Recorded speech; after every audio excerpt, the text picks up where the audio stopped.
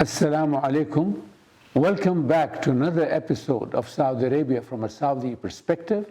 Today we're going to talk about an important issue of hygiene and cleanliness in our cities across Saudi Arabia. Sir, you mentioned cleanliness and hygiene. What sorts of changes in that regard have we seen in the kingdom over the past decade?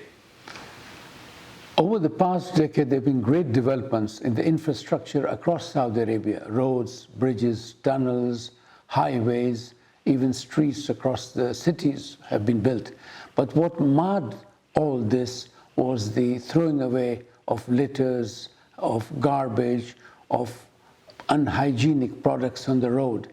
And sort of this gave a very negative feeling to the person seeing it. So when visitors come from outside, they see a 21st century highway, but on the side you have cans and bottles and plastic bags. So this sort of made people feel a bit uncomfortable. Right now, there is a great change. People are becoming more aware of what's happening. There are programs that are being made by the government, and also the social development that is taking place also is focusing on seeing a cleaner, greener, sustainable Saudi Arabia. But now as we speak, things are changing. Roads are being cleaned, garbage is not being thrown on the roads, trees are being pruned, flower pots are being taken care of, other things are coming up that are beautifying the city. This is very important. The authorities, the people are now totally involved in seeing to it that their cities are clean, hygienic, and healthy. And this is one of the key elements that will help us have a sustainable society for now and for the future. Mr. Khaled Almaeena, what prompted all of these changes to keep our cities clean? What prompts any change? It is the realization that things have to go ahead in a more positive and sustained way. We travel abroad. Saudis have seen the cleanliness and the standard of hygiene in countries like Singapore. They've been here and there. They move around. Young Saudis are educated. They know the detriments of an environment that is not up to the standard. They read. They are also now very much into seeing to it that their cities are at par with others and that they are second to none, while others have taken a long time to take the great leap forward to cut pollution. We, alhamdulillah, have been able to really go with speed, and the cooperation between the authorities, the municipalities, and the people have really gave us a quantum leap. Sir, what sorts of steps and initiatives were put in place to help keep the streets clean? I think the initial initiative came from the Ministry of Education, where school children were taken to the beaches to clean up, the littering, anti-littering campaign, media focused on it, prizes were given to schools that really helped in cleaning up the area. And this involved not only the Saudis, but the expatriates also, so that there was a general feeling of keeping our cities clean. This was the start. Then the media came in, and then the municipality came in with having different type of bins instead of the old archaic ones, to have ones for materials that can be cycled and others that can be thrown away. So the general feeling happened that we are there, we have taken a step, and we're not going to go back, and our cities will and should be clean.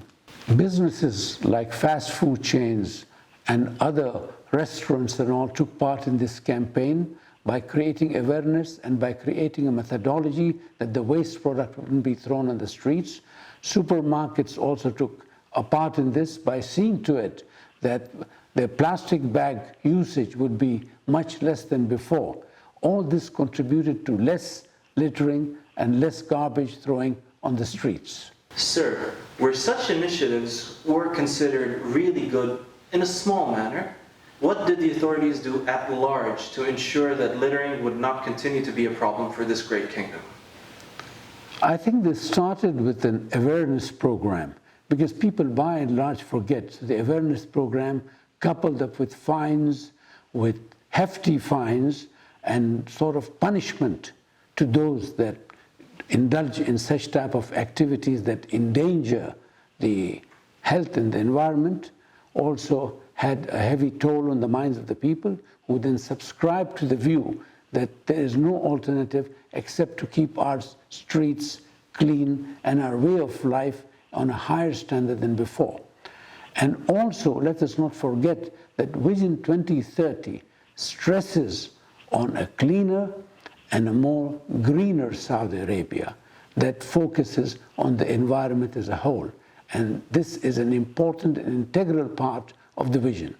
Sir, is it only the rich and expensive areas of the cities around Saudi Arabia that have been cleaned up to put up a false front for the media?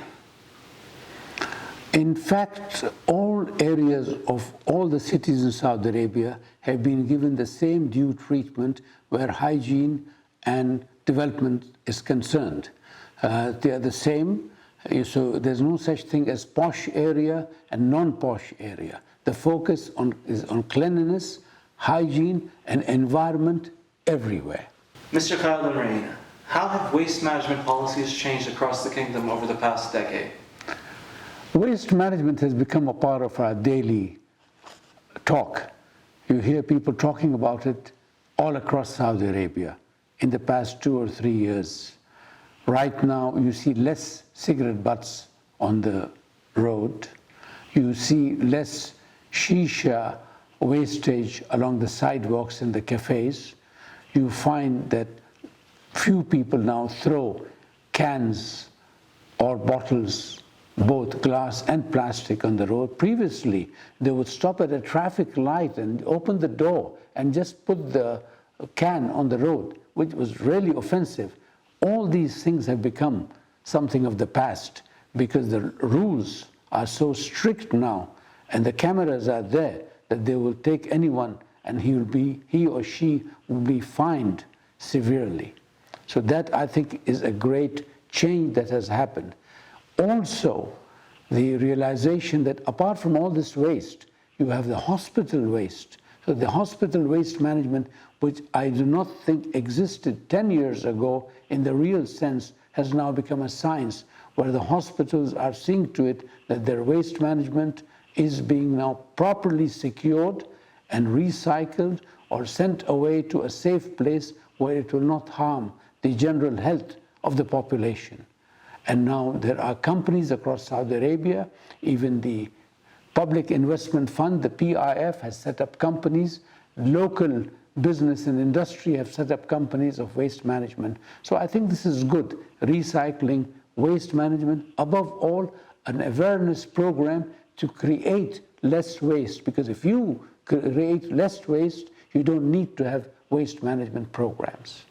Well, I would like to talk about how things have changed. Years ago, when you drive past a supermarket or a bigala, which is a grocery, somebody taking a Pepsi would finish it and throw it right on the street. Others would be throwing even half-eaten sandwiches. Really, the situation was extremely nauseating. And for those who wanted a cleaner city, this was a great challenge. People were careless. Today, a totally sea change has happened. People are cleaner in attitude, more responsible, taking more care. This is due to a new generation that has come up that is proud of its city, proud of being citizens of this country, proud of trying to give something and portraying the real picture of Saudi Arabia. So this is something that really is heartwarming to see. And there is no such thing as posh and non-posh, because I go across, and I went yesterday across several areas and found that they were as clean as the other areas. Now it's up to all of us to see that our cities are clean, our streets are clean and hygienic, see that we have a high degree of environmental protection, and also to see that our young people and others follow, and we should lead by example. I truly believe if we mentor our young people to follow this, this will be a great program. We are looking for a greener, cleaner Saudi Arabia. It's up to you, to me, and all of us to keep our streets clean and hygienic.